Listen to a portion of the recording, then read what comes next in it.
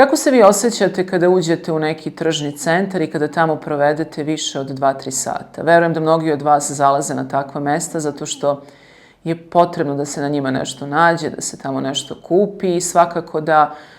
su današnje potrebe takve da se povremeno na takva mesta zalazi. Međutim, kad god sam bila u tržnom centru, osjetila sam neku prazninu. Nisam umela dugo sebi da objasnim zašto se tako osjećam, šta me to prazni, a onda sam shvatila da je reč o kupoholičarskom društvu koje je vidljivo u jednoj tački na jednome mestu, tako zgusnuto da ne možete poreći da li je reč o tom ili nije, jer sve vreme jeste reč o ljudima koji dolaze na takva mesta da bi kupovali nešto, izlazili odande navodno zadovoljni time što su kupili, nigde osmeha na licu, nigde radosti. Kese su pune, duše su prazne i pitate se šta to svi oni radi, šta to mi radimo sa njima koji takva mesta posećujemo. Osjećam veliku prazninu kada tamo odem, sem ukoliko ne odlazim namenski da nešto određeno kupim i nakon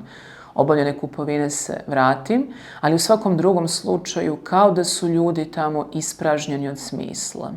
Možda baš zato što na takvim mestima vidimo besmisao ovoga sveta, a besmisao leži u tome da se neprekidno nešto kupuje i da se za nečim žudi, a kada to steknemo, kada to dobijemo, to nas ni na koji način ne ispunjava.